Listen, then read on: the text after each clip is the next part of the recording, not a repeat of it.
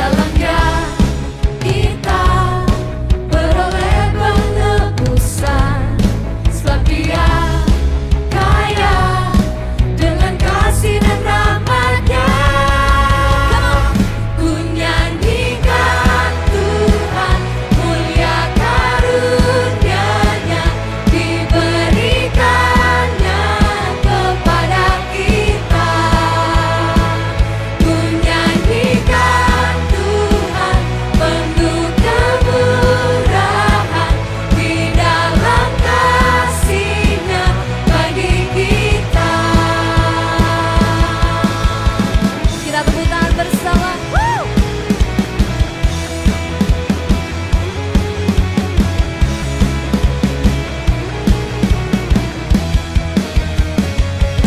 Come on, sing it.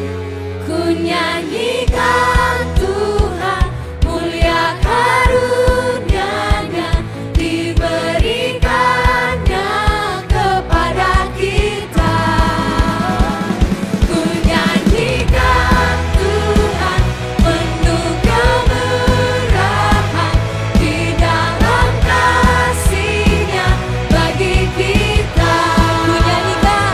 Ku nyanyikan Tuhan, mulia karunia-Nya, diberikannya kepada kita.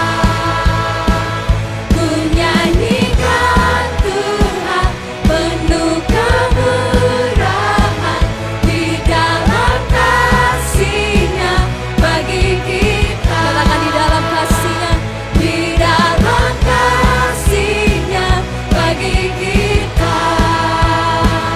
Di dalam kasih-Nya bagi kita.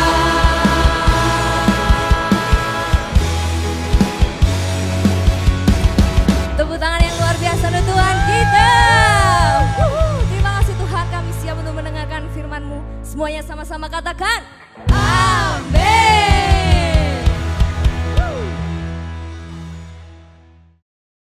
Halo semua, welcome to Teens Online Service. Bagaimana kabar kalian? Aku harap kalian baik-baik saja ya. Selamat datang buat kalian yang baru atau udah tuning in di Teens Online Service. Jangan canggung ya dengan cara kita memuji Tuhan, bernyanyi, bertepuk tangan, atau mendengarkan bahasa yang asing bagi kalian. Karena kami percaya bahwa lagu dapat membangkitkan iman kita dan itu merupakan ekspresi kita untuk mengasihi Tuhan. Nah, sekarang saya akan menyampaikan beberapa informasi untuk kalian. Teens Online Service bisa diakses di setiap minggunya mulai jam 7 pagi di YouTube Alpha Mega Church. Jangan lupa untuk subscribe, like, komen, dan bagikan link ke teman-teman kalian supaya kita bisa terberkati bersama-sama. Selanjutnya, buat teman-teman yang rindu untuk memberikan persembahan, kalian bisa memberikan persembahan melalui transfer lewat rekening di bawah ini. Komsel masih berjalan seperti biasa sesuai dengan kesepakatan komsel kalian masing-masing, bisa via online ataupun offline. Jadi jangan lupa untuk ajak kawan-kawan kalian untuk join dalam komsel online ataupun offline. Itu aja pengumuman yang bisa aku sampaikan. Lanjut ke acara selanjutnya ya. Stay safe, stay healthy, and God bless you. Welcome buat kalian yang baru atau yang udah lama ngikutin AOC Teen Online Service ini. Di bulan ini kita membahas tema baru, yaitu aset. Dan di minggu lalu udah dijelasin tentang aset waktu. Apa itu aset waktu, kenapa kita diberi aset waktu, gimana cara mengembangkan aset waktu dengan baik. Nah, di minggu ini kita akan belajar tentang aset yang gak kalah pentingnya, yang setara dengan orang-orang hebat, dengan orang yang terkenal. Aset yang gak kalah penting yaitu disiplin. Dan good newsnya buat kalian, disiplin itu gratis loh. Kalian gak harus kursus les yang bayar puluhan juta untuk bisa disiplin, enggak. Disiplin ini udah dikasih sama Tuhan buat manusia, tanpa kita harus mengeluarkan uang sedikit pun untuk mengembangkan. Kenapa sih disiplin itu berharga? Apa yang dikatakan Alkitab tentang disiplin? Ini nih, nasihat yang diberikan kepada young leader buat kita semua. Mungkin kalian ada beberapa yang merasa kayak, enggak, aku loh bukan leader. Aku nggak pernah memimpin suatu kelompok apapun. Aku bahkan waktu sekolah nggak pernah jadi ketua kelompok. Enggak. Yang leader, kita sebagai pemimpin, kita semua pasti minimal memimpin diri kita sendiri. Dan kalau kita belum berhasil memimpin diri kita sendiri, gimana kita bisa memimpin orang lain nantinya? Dan kalian perlu tahu, saat kalian baca ayat, ada suatu nasihat yang dikasihkan Paulus ke Timotius. Mungkin kalian pikir, siapa sih Timotius itu? Timotius itu siapa? Paulus itu siapa? Singkat cerita, Timotius itu adalah seorang anak muda yang dianggap anak sendiri sama si Paulus ini. Nah, Paulus ini nggak pengen ngedidik si Timotius tuh jadi pemuda yang santai, yang happy-happy aja, enggak. Tapi dia pengen mendidik Timotius untuk menjadi seorang prajurit Kristus. Nah, kalau kita udah dengar kata prajurit, masa ada sih prajurit yang lambai gitu, kemana-mana lelet, harus disuruh-suruh lah apalah. Kalau prajuritnya harus sigap, gagah, harus berani ngadepin musuh. Kalau ada prajurit yang penakut, ya negaranya bisa kolaps dong kalau ada perselisihan. Di 2 Timotius 1 ayat yang ke-7, Tuhan berfirman, sebab Allah memberikan kepada kita bukan roh ketakutan, melainkan roh yang membangkitkan kekuatan, kasih, dan ketertiban. Terus kita semua pasti sering dengar yang namanya kalau di kantin harus tertib, kalau sekolah bajunya harus tertib, harus rapi. Nah, terus ketertiban seperti apa yang ingin Alkitab ajarkan di sini? Yaitu ketertiban tentang kita harus memiliki pertimbangan yang matang dan juga pengendalian diri. Lalu apa yang bisa kita pelajari? Yang pertama, disiplin itu adalah aset kita dari Tuhan. Seperti contoh ilustrasi kalau kita ini lagi main game. Kita kan pasti pernah main game lah semuanya. Game yang terkenal atau game apapun. Kayak Mobile Legends, PUBG, atau game Squid Games yang lagi viral nih. Kan banyak sekarang kayak di Roblox kita mainin game yang bertemakan Squid Games. Ketika kita main game, seringkali kan kita asal-asalan dalam mengambil keputusan.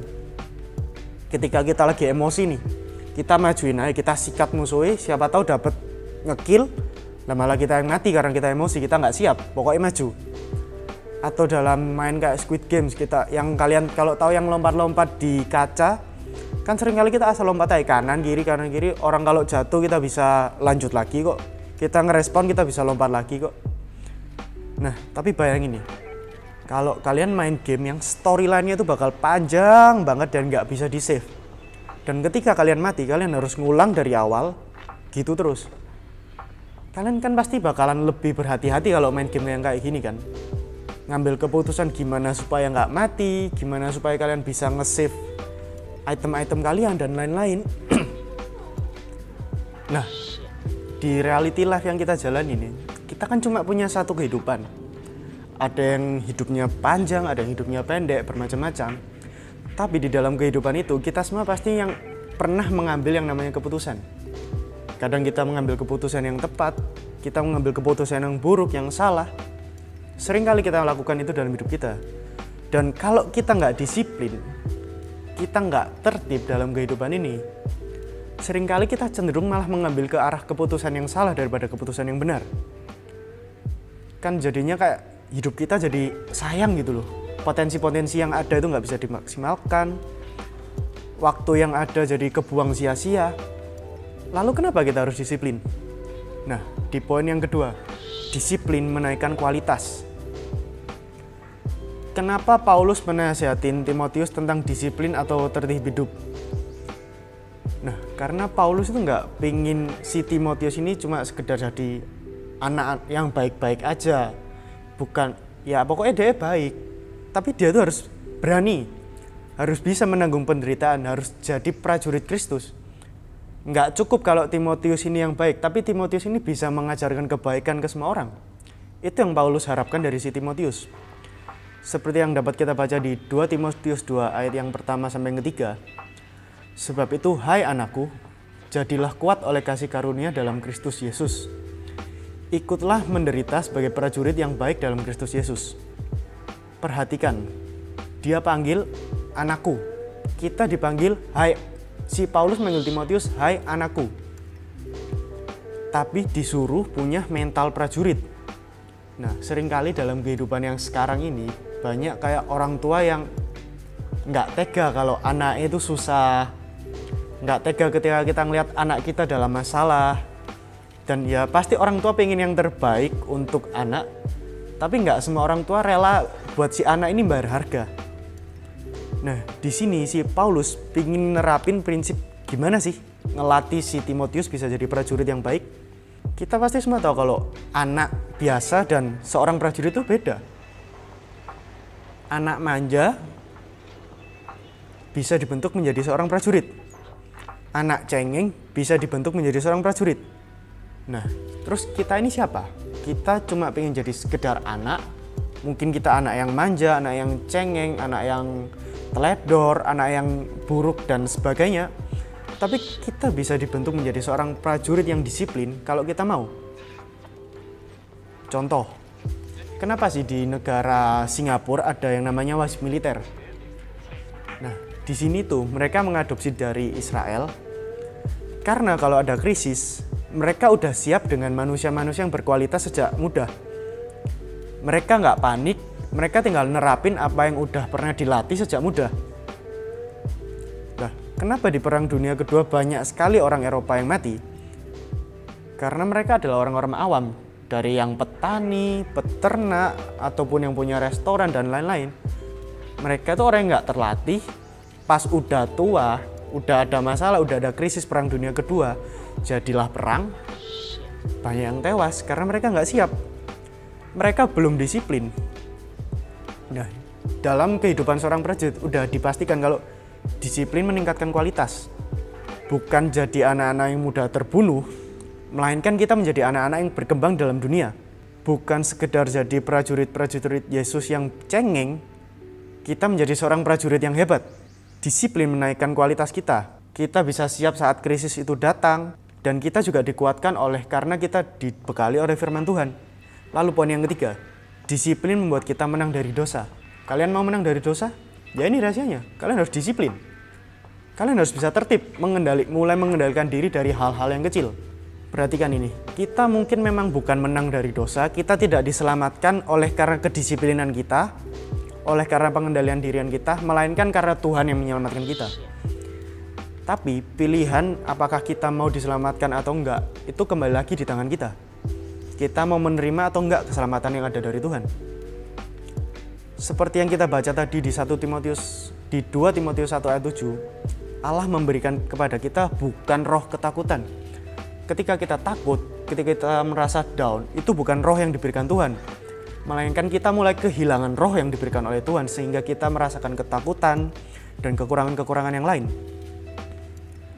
Nah, dalam situasi si Timotius nih, godaan iman itu bisa datang kapan aja. Godaan karakter bisa datang kapan aja. Godaan akhir zaman bisa datang kapan aja. Apalagi di pergaulan, pengaruh teman, itu bisa datang kapan aja. Kadang nih, kita yang nggak pernah ngelakuin apa yang buruk, ngelihat temen ngelakuin apa yang buruk, tergoda, pengen nyoba. Ketika kita baik hati nih, mau pelayanan, ngelihat temen nggak pelayanan kok enak ya bisa jalan-jalan, tergoda, malas pelayanan. Ketika kita udah sopan sama orang tua, ngelihat temen yang nggak sopan, kok enak ya kayak dia ya, tergoda, kita jadi pingin seperti dia. Nah, tapi di sini Paulus mengingetin Timotius, disiplin yang Tuhan beri membuat kita menang dari dosa. Lalu apa yang harus kita lakukan? Yang pertama, kita harus menerima aset yang udah dikasih Tuhan itu. Disiplin itu harus kita terima. Bilang ke Tuhan, thank you buat disiplin yang udah Tuhan beri. Thank you untuk potensi yang sudah Tuhan beri. Yang sering jadi argumen kita ke depan adalah, aduh, disiplin kan gak enak sih. Emang gak enak. Ikut Tuhan Yesus bukan berarti pasti enak. Memang bakalan ada ganjaran, bakalan ada harga yang harus kita bayar supaya kita menjadi orang yang disiplin. Dan gak selalu disiplin bahkan mendatangkan sukacita untuk kita. Bisa jadi malah mendatangkan duka cita. Tetapi percayalah, kemudian hari kalau disiplin ini akan menjadi suatu buah yang akan kita petik dan kita pasti bangga ketika bisa memetik buah ini. Nah, yang kedua, setelah kita terima, kita gunakan aset disiplin ini. Kita udah disiplin, kita udah bisa mengendalikan diri kita atas duniawi, kita sudah bisa menang dari dosa. Marilah kita gunakan aset yang udah diberikan Tuhan untuk menebarkan suatu kebaikan. Aku berdoa buat kalian supaya kita anak-anak Tuhan bisa menjadi sesuatu yang lebih yang disiplin, yang tertib dibandingkan orang yang belum kenal dengan Tuhan. Buat cewek-cewek nih biasanya, kalian jangan mau sekedar menerima dan kalian jatuh ke dalam tangan cowok yang belum disiplin, yang belum ada kualitasnya, yang nggak naik-naik kualitasnya. Aku di sini bukan pengen ngejudge kalian tentang cowok yang harus kalian terima itu gimana, enggak, kalian boleh terima siapa saja. Tapi kalian jangan sampai dijatuhkan oleh kriteria itu sendiri. Ketika cowok kalian down, mereka di bawah, kita tergoda, kita terlena dengan duniawi, kita malah jadi seperti mereka. Dan buat cowok-cowok, jadilah cowok yang disiplin. Jadilah cowok yang menaikkan kualitas diri kita. Emang kita semua nggak dilahirin sama, kita dilahirkan dengan kelebihan dan kekurangan kita masing-masing. Tapi cuma ada satu kesamaan dari kita semua, yaitu kita bisa berkembang. Dan kalau kalian nggak berkembang sama sekali dari kehidupan kalian yang dulu sampai sekarang, itu adalah salah kalian nantinya. Nah, marilah kita semua untuk menggunakan aset disiplin dari Tuhan untuk menaikkan kualitas diri, untuk memberikan kita hidup yang berkemenangan. Dan konklusi yang bisa kita dapat dari ini semua adalah kita semua cuma punya satu kehidupan. Dan jangan sampai kita menyia-nyiakan kehidupan ini dengan keputusan-keputusan yang nggak tepat. Dan supaya kita bisa mengambil keputusan yang tepat ke depannya, marilah kita belajar di kedisiplinan ini. Kita membangun karakter kita terlebih dahulu. Kita mulai tertib di dalam Tuhan. Kita mempertimbangkan semua keputusan kita dengan matang. Dan disiplin itu adalah aset yang sudah diberikan Tuhan, yang ditanamkan oleh Tuhan ke dalam hidup kita. Itu adalah hal yang udah Tuhan beri untuk menaikkan kualitas diri. Dan itu adalah salah satu hal yang bisa menyelamatkan kita, membuat kita menang dari dosa. Thank you and God bless us.